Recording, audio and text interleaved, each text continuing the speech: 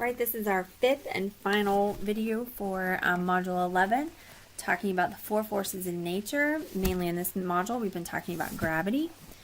And today we're going to be looking at something that's pretty deep and heavy. It's used a lot in sci-fi shows and movies and books. It's probably something that you've heard of before, but probably just never really paid much attention to what they're actually talking about because it's pretty difficult to understand.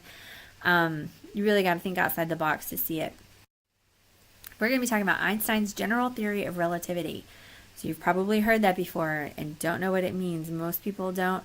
I'm not even sure how the name of it describes really what it is we're going to be talking about. I'm going to try to break it down and try to make it as understandable as I can for you. Certainly isn't going into any of the mathematics of it or why they really think that this is how it really is, right? So I want you to think of space as like a trampoline, a really big trampoline. Everybody's been on a trampoline, so it's a really big trampoline. Well, what happens when something heavy gets on that trampoline, right? You bend it down. So you've got the trampoline bed, and then there's something that's really heavy that has a lot of mass, bends it down. So let's say you get on the trampoline with somebody who weighs like 500 pounds, all right? And what's going to happen if you both sit on the trampoline? Okay, so the heavier person's going to make a big indentation in the bed of the trampoline, right? And depending on how close you are, let's say you start out on the edge, but you get closer and closer and closer, eventually what's going to happen? You're going to fall into them, right? You're going to be pulled in toward the bigger mass. Well, that's the idea behind Einstein's general theory of relativity.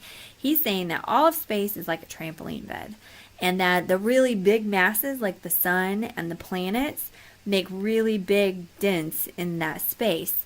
And so all the smaller things, when they're closer to it, are drawn toward it. So we're falling towards the earth, kind of like you would fall into the bigger person that's on the trampoline.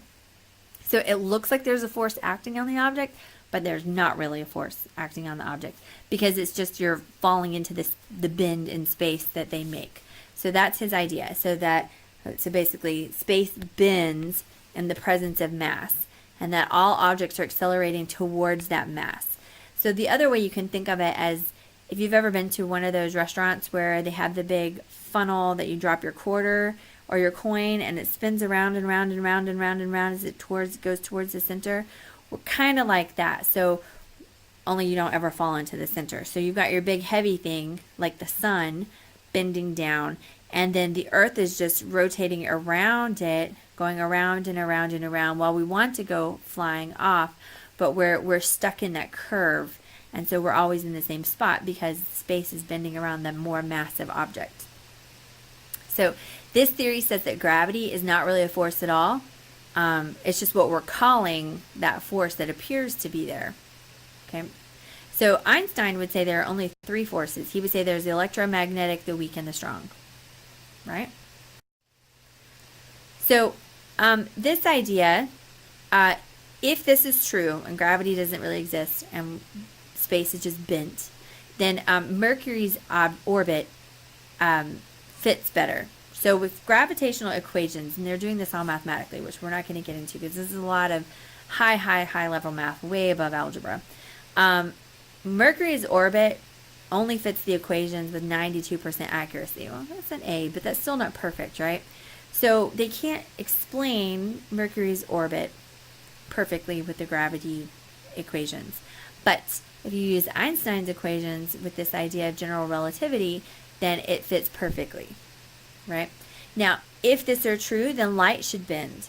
If space bends, light should bend. Light coming from stars and stuff should bend if space is bendy. If it's more like a trampoline, it would be like if you've got a drip of water that's running past it, everybody's sitting on it, that water is going to bend to where the space is bending, right? And Newton's law says that light has no mass, so it shouldn't be affected by gravity, right? But light does bend when it passes a star. So they can see how the light bends just a little bit as it's passing. Now, another idea that comes from general theory of relativity is that time is going to move differently depending on how strong gravity is. And what we find is that if you have weak gravity, time moves faster. So they take satellites and they put them up in space where gravity from the Earth is weaker. And the satellite, the time moves faster. The clocks work differently than they do on Earth. So then that's true as well. Second theory of gravity is called the graviton theory. And this idea comes from, if you've got two objects, they are exchanging little tiny particles called gravitons. Okay, so massive objects are going to exchange gravitons. And they, the reason that the massive objects are attracted to one another is because they need to exchange those gravitons. And the farther away you get, the harder it is to exchange the gravitons. Now, there's no direct evidence of this, but there are two reasons why they think it might be true, why it hasn't been just completely thrown out the window. And it's because quantum mechanics, which is a level of physics that is being studied now, is a theory. It has lots of supporting evidence, and it explains how atoms behave. So quantum mechanics suggests that quantumly in an atom, which we'll talk about in a couple of chapters, that they are exchanging particles. And so if they're exchanging particles, and the reason why the strong force works the way it does is because of particle exchange, then quantum mechanics suggests that gravitons might be the reason why gravity works the way it does. Now, almost all the other three forces of nature that we're going to talk about are explained by a particle exchange. So why would the fourth one be different? It's one of the reasons that they're thinking. So just a quick overview of where we've come through history with our view of our solar system. So the Greeks were the first ones who went out and mapped the stars. They suggested that the Earth was the center of the universe. It's called the geocentric view, geo meaning Earth.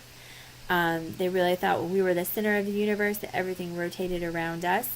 The early church felt that way too, the Roman Catholic Church.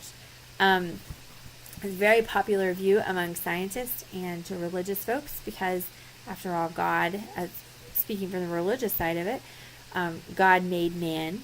God loves man. Why would we not be the center of the universe? We're the height of his creation, right?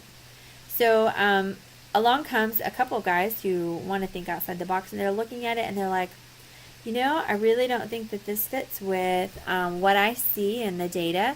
Copernicus is given credit for being the first to come up with the idea of a heliocentric view of the sun being the center of the solar system, and had a really, really hard time getting his idea out there. He didn't really want to write the book. His friends kind of made him do it. He felt like he was probably wrong. He knew he was going to get persecuted by the Roman Catholic Church.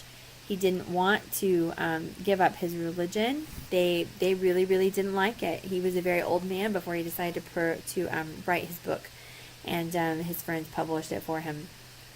So the Roman Catholic Church really wanted the geocentric view, and they refused to let anybody even read Copernicus' book because it was going against the church. Galileo made some telescopes, and he just spent a lot of time studying the stars, and he found lots of evidence to support the heliocentric view, but he was forced to recant his beliefs so that he wouldn't be banned from the church as well. So he was put on trial even, and then he was like, okay, fine, heliocentric view isn't true at all, it's the geocentric. But in honesty, in his heart, he really did still believe in the heliocentric view. Because he continued, even after he recanted, to continue to gather evidence to support it. There were a few more scientists who came along behind them, Newton to be one of them, that kind of backed up the heliocentric view, and it took a long time to change everybody's mind. There was an astronomer named Brahe and his student named Kepler, and Kepler came up with the idea of Kepler's laws. They're pretty complicated, and we're not really going to go over those, except that it was Kepler who figured out that the planets were not in a circular orbit, they were in an elliptical orbit, and then that your period has to do with how far away you are from the sun. The farther away you are, the longer it takes to orbit, that sort of thing. So Newton came along, and everybody really, really liked a lot of the things that Newton did. He worked really hard, became very, very famous for his math and his science. He provided enough evidence that he was finally able to get everybody to change their minds and support the heliocentric view. So it was after this time that the field of astronomy began to take off. People began really studying, making telescopes and seeing farther and farther and farther out, how far out we could go in studying of the solar system, which we're going to talk a lot more about in chapter 16. Chapter 16, our module 16, is astrophysics, which is study of the universe and the solar system outside there, and we'll get into more of it then. So go ahead and click on the link. This finishes up this chapter, and take the quiz, and I'll see you in class.